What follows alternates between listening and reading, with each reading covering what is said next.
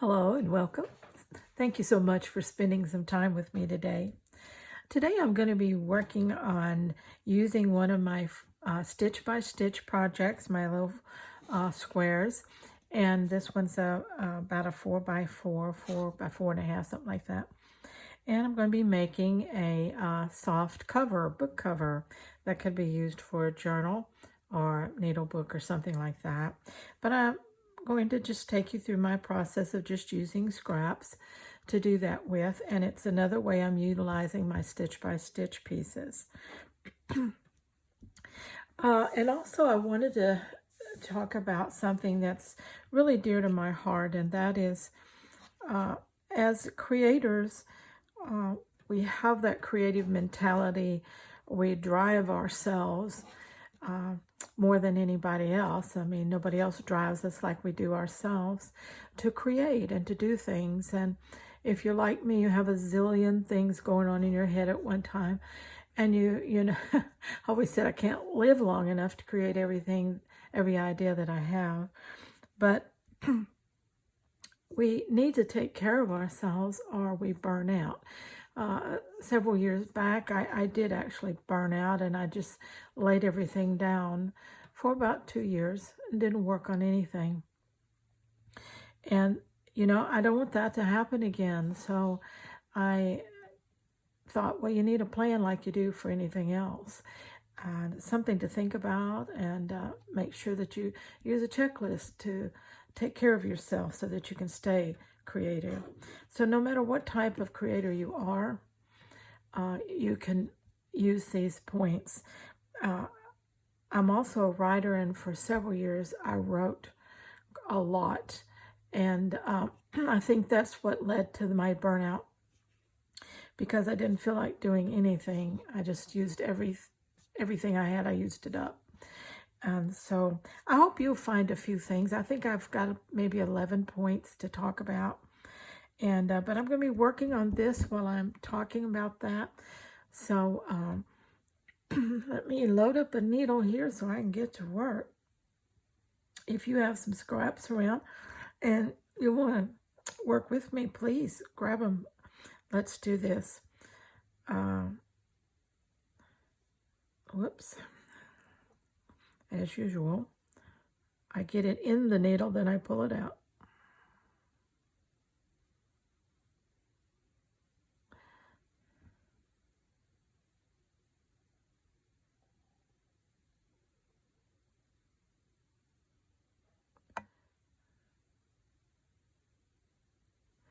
Okay, got it. Let's put a knot in the end. Now what I have started here with is I just had my little piece that I wanted to use. I cut me a piece of batting that would accommodate that piece, and when I fold it over, I have this little book that, let's see what it will be. It'll be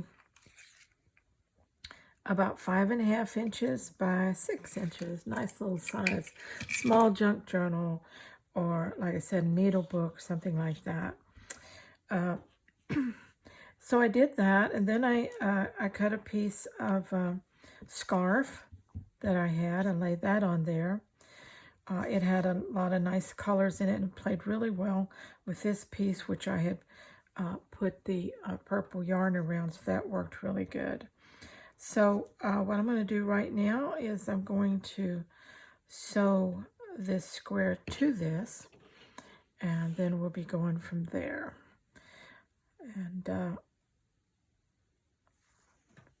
I don't need to be, well, you know, things aren't just going real well. Let's try that again. I'll have to get some more thread here. While I'm getting the thread, we'll try some green. Let's talk about my first point. And that is that one of the things that we need to pay attention to, and if we have to schedule it, then we need to schedule it. And that is regular breaks, where we do things that take care of us, that recharge us. For instance, I love sitting on my patio.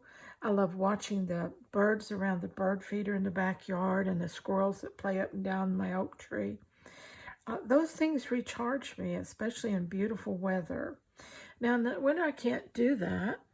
So one of the things that I will do is I have some very nice downloaded soothing music that I will play. And just, I piddle in the winter with my acrylics and my watercolors, and I do things like that a lot to break away from my stitching and fabric items, because I find that it recharges me, gives me a new burst of energy. It just allows me to breathe and relax, you know. So scheduling regular breaks, whatever they are, whatever that works for you. I like to read, so I read too. And so it just, whatever, just schedule it and put it in your routine that every other day I like to spend a few minutes each morning doing something that is just totally relaxing to me. Okay, all right, here we go. Now I'm going to stitch this right up next to that yarn where we'll just kind of hide under it.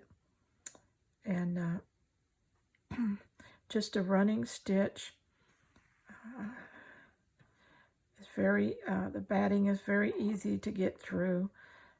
So it's nice and easy to stitch. Take these pins out as we go. Okay, the second point that I've learned and use is that I set boundaries for myself. I manage my workload. I know how to say no to projects that will stress me, will put me under too much time constraint. I have had collaboration requests that were just going to be very labor intensive, and I just, I knew I wouldn't enjoy it, so I said no. And it might have helped me build my YouTube channel, I don't know, but it wasn't worth me burning out because I couldn't manage my workload or I couldn't say no. Also, I learned not to take on anything that didn't go along with what my goal is, what my plan is. So I don't just, friends and neighbors say, well, let's do this, let's do that. Well, if it doesn't work for my goal, I just politely decline. And because life can eat up your time and it can put you in a lot of stress. Okay, let's see. The third one is diversify. And don't put everything you've got in just one creative outlet. I love fabric. That is my medium of choice. I'd rather work with that than anything, textiles. But I don't just do that. I do work with papers, and I do work with acrylics, and I do work with watercolors. I do write. Those kind of things just help me to diversify. And really, when you're working on one of those, you're also giving yourself inspiration for something else that you're working with at the same time. So, but diversifying keeps you from being stagnant. And it doesn't, you don't have that pressure that if I don't do everything in this one thing, I'm going to fail. That's not the case. You're a creator. That means that no matter what you're doing, how you're doing it, you're still a creator. That's who you are. And what you're doing, you need to do, again, my motto, do yourself. And when you do yourself very well. And so stay in outlets that please you, but diversify so that you're not just doing one thing all the time. You'll burn out much faster if you do that. Just working one thing all the time, that is. Okay, we're going around here and kind of making this stitching invisible around this yarn is working very good. And attaching it nicely.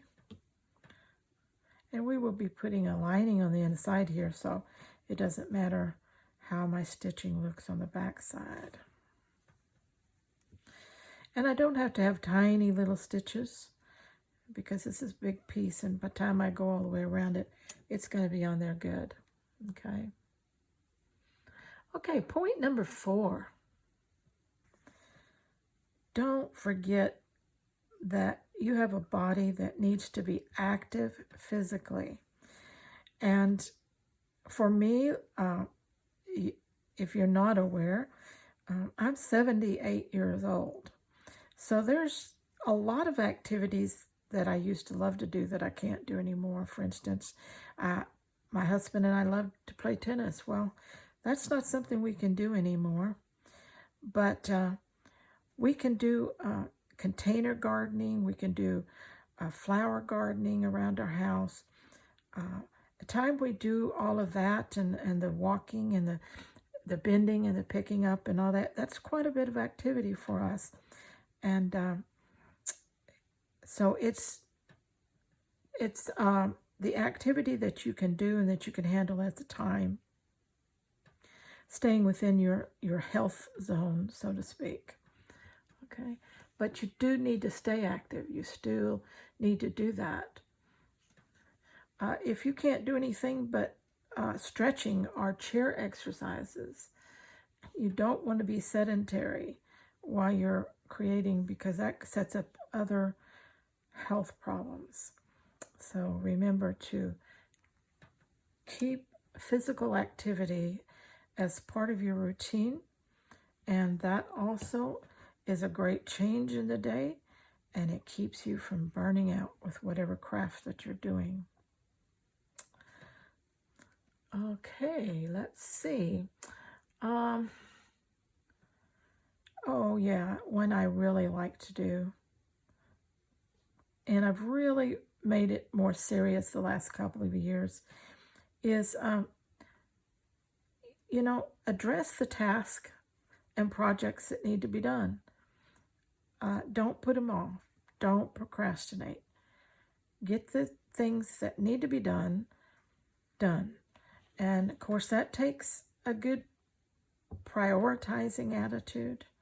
Figure out what's more important today that I get done, and get it done. Get it done ahead of time. If you're on schedules for certain things, get it done ahead of time so there's no pressure. Pressure is the biggest catalyst to burnout. Pressure and the monotony of just staying in one routine all the time. Those two things will burn you out, kill your creativity, and just you'll end up doing what I did for a while and just laying it all down. Okay, we're about to get around this and tie off this thread. I can do that without taking it out of the needle. Okay. Don't have to be too tight because we are going to cover all this. So just run it down through there. Okay. Alrighty. Now that will be my front. And it's really good like it is. I don't want to add anything to that. The back, I'm thinking, what do I want to do with this? Got some little pieces here.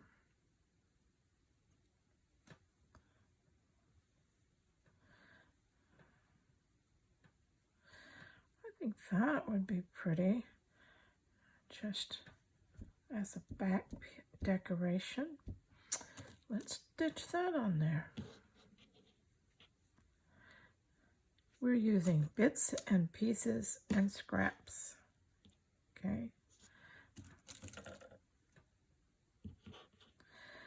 The back of the book will have its embellishment and the front has its embellishment. The fabric is pretty in itself. Okay. Now I need to hunt up some. Yeah, here it is. Something that'll blend with that. Okay. Let's separate off here a couple of strands. Working with 2 strands.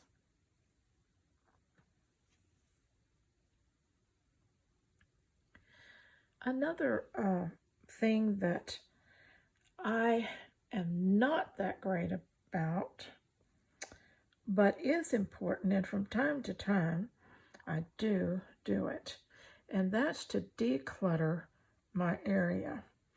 Now, I say time to time. For me, it's once or twice a year that I have to get rid of stuff around me, because after I've been working and everything's around me, I've got piles of stuff. And it's not that I get rid of it, but it's that I organize it, put it away, the things that I'm not using, put it away, and clear the space to start again. And this is an ongoing thing over and over and over, because as I'm creating, I do like stuff around me. I want to see it. I want to be able to reach out and there it is. So that means a lot of stuff is around me. It's just the way I work, and I don't mind that at all. I've always said I work better in chaos, but from time to time that chaos has to be controlled. Controlled chaos is one thing. And total chaos is another. So declutter and give yourself a breathing space, or just a different looking environment. You know, when you declutter, your whole area looks different. It looks bigger. You can breathe better. It's airy. It inspires all kinds of new projects in your mind. So remember, for whatever kind of person you are, use your decluttering as a good thing, and do it in a way that fits your schedule, your style. Remember, you're doing you, but you're doing you really well. So what do you need? Okay. I do not need a totally organized area. That would really drive me nuts, because I would be under the pressure to keep it that way. And that means I couldn't have my pals around me. So I'm doing me very well. But I am decluttering and cleaning and organizing at least a couple of times a year. And that allows me to do me again very well. Okay. What's another thing? I think we've done about 6. What's another one I'd like to do that's important? Oh, yes. Be flexible. If you've got a schedule, or you've got certain days that you want to work, and be flexible. I've really had to learn that since I started working on my YouTube channel, trying to build it. You know, you think you have to do something every day, and you have to do it at a certain time every day. And while that may be important at times, you cannot live your life that way and not burn out. So I am learning to do me better and better with my YouTube channel. And I haven't quite got me down to where I'm doing me very well yet, I don't think, but I'm getting there. And I'm learning who I am and what I can handle on YouTube. I'm loving it. I love my YouTube channel. I love all my subscribers and all my friends and commenters, and I just love the community of it. And but I want to be able to stay true to me, stay healthy, and stay creative. And I don't want to burn out. So I'm still working on that one. Okay. And one thing I did do, the next point, is one of the reasons why I created my Facebook group and my YouTube channel was to have a sense of community. I've said many times that I do not have a lot of friends or family who like to do the same thing I do. So it's not like I have people around me that I can work with and that encourage me in the sense that they're inspirational. I learn from them and so forth because they just don't do this type of thing that I do. So community here on Facebook and on my YouTube channel is very important to me. It keeps you from feeling isolated and in your creativity. Plus community, if you have a community around you and you're active in that community, that means that I am watching other creators. I am trying to be encouraging. I try to comment. I try to be part of the creator community here on YouTube. I try to acknowledge all my comments and the people who take the time, who care enough to leave a comment. It's just wonderful. And so it's a way I know that it's important what I do. To some people, it's important. They want to see it. They want to learn from it. They want to be inspired by things I do. So it's important. And I want to appreciate that. And I want to respect that. So I want to create a community. And in the end, I just help myself. Okay, let's see. I think we did 8 points, and I said I have 11, so I got to think. Actually, I probably have 15 or 20, but I didn't want to make the list that long, but because I want to take the important things to me that'll really help me to make sure that I don't burn out as a creator. Okay. Probably the next one up would be that I experiment. I am always trying something I haven't done before.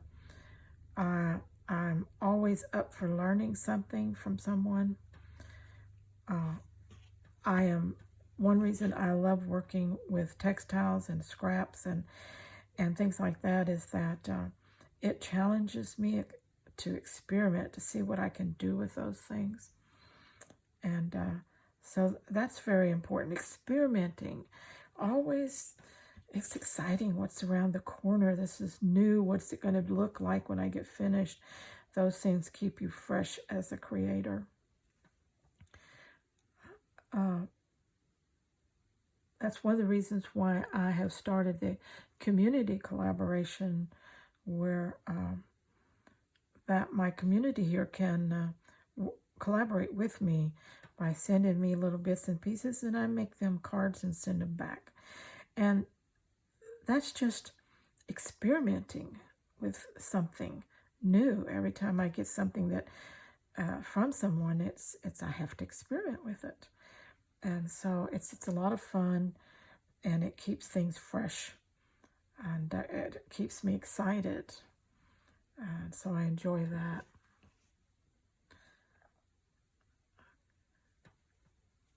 Okay, let's see. Prioritizing. A creator that doesn't want to burn out has to be an expert prioritizer. What is important today? What is the most important thing I need to do today? Not next week, not next month, not next year, today. Sometimes that has nothing to do with what I'm creating. It has to do with my personal life, my personal goals, my family, my health, just so forth and so on. I have to make sure that I find time for spirituality in my life. I'm a very religious person. I love the Bible and I love studying it. And these things are important to me, and I have to make time for that. And so prioritizing is a thing we have to be able to expertly handle, not to burn out. And that is a super, super important one. Make sure that the things that are truly, truly valuable in life, and let's face it, people, it's not our craft.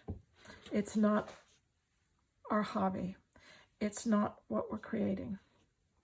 It's our relationship with our Creator. It's our relationship with our friends and family. It's our health and well-being, our mental and emotional and spiritual health. Those are the things that really add joy and happiness to our life. Our Creator life just embellishes that, but it never should take the place of it. So be sure to prioritize. Okay, that's 10. Let's see. What is another one that is important to me?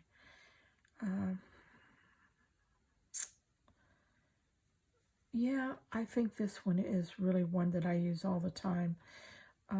That